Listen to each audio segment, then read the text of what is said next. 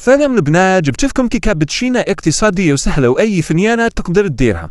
نجيبوا ان ريسيبيون ندير فيه 4 بيضات وكاس سكر ونطلع بالباتر، ومن بعد نزيد كاس تاع زيت اللي شوية مع كاس عصير تاع تشينا اللي عصرتيه، ومغرف كونفيتور نتاع تشينا نزيدوا لهم 2 كيسان من لافارين مع وحدة تاع خميرة نوارة وديرهم في الفور واسيها تتحرق يروح الخيط بالشريط.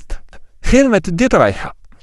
هي بيض البسكوت نتاعك كنتي تجيبي ان ريسيبيون واحد اخر ديري فيه كاس نتاع شونتي مع كاس نتاع عصير نفس اللي درتي به الكيكه، ولا ديري كاس حليب وطلعي الشانتي تاعك يا ماذا. جيبي كاسرونه فيها كاس نتاع عصير مع 2 مغارف سكر و2 مغارف نتاع مايزينا، وحطيهم على نار هاديه وخلطي حتى تتحصلي على قوام كيما هذا.